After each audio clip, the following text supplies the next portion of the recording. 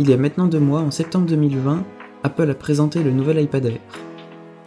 D'habitude, je suis assez déçu des nouveaux produits parce que la quantité de nouveautés ne vaut jamais le détour, mais cette fois-ci j'ai été conquis. Alors, pour ceux qui n'ont pas suivi la keynote ou les premiers tests de cet iPad, les grandes nouveautés sont son changement de design. Effectivement, l'iPad Air, qui avait le même design depuis de nombreuses années, ressemble désormais à l'iPad Pro. Ce design enlevant le bouton Home, Apple a donc dû trouver une nouvelle technique pour le déverrouiller.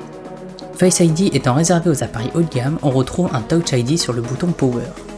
L'écran a été aussi amélioré, avec une taille de 10,9 pouces, une bonne luminosité, qui ne peut cependant pas rivaliser avec les écrans OLED, mais qui se défend bien. Une définition d'écran suffisante et une gamme de couleurs P3 très satisfaisante. Et, dernière des grandes nouveautés, c'est l'arrivée de la puce A14. Donc c'est le tout nouveau processeur qui va équiper tous les appareils Apple et qui propose de belles performances.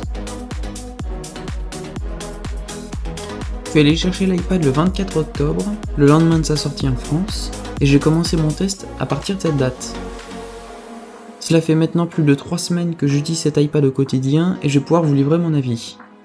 Pour que vous le sachiez, cet iPad a été acheté à titre personnel, nous ne sommes donc pas en lien avec Apple pour réaliser cette vidéo. Pour vous donner une idée de mon utilisation, j'utilise cet iPad en cours comme cahier, mais également comme iPad personnel pour gérer mes projets ou me divertir avec des jeux ou des vidéos.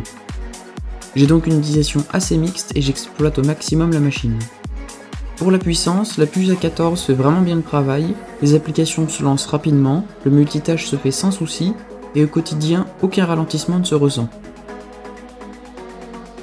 Avec mon usage, le stylet est très fréquemment utilisé, il est très fluide et son usage est simple.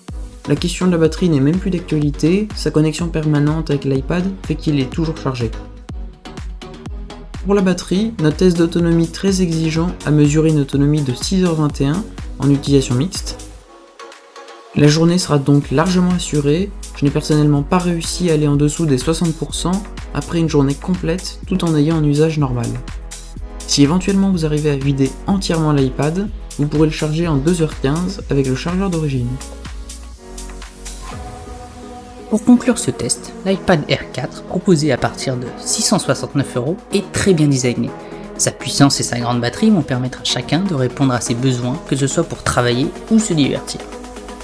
Si vous avez besoin d'un appareil comme celui-ci et que vous en avez les moyens, on ne peut que vous le recommander de passer commande. Je vous remercie d'avoir regardé cette vidéo jusqu'au bout. Si vous aimez cette vidéo, n'oubliez pas le pouce bleu, le commentaire, l'abonnement et la cloche. Et on se retrouve bientôt pour de nouvelles vidéos.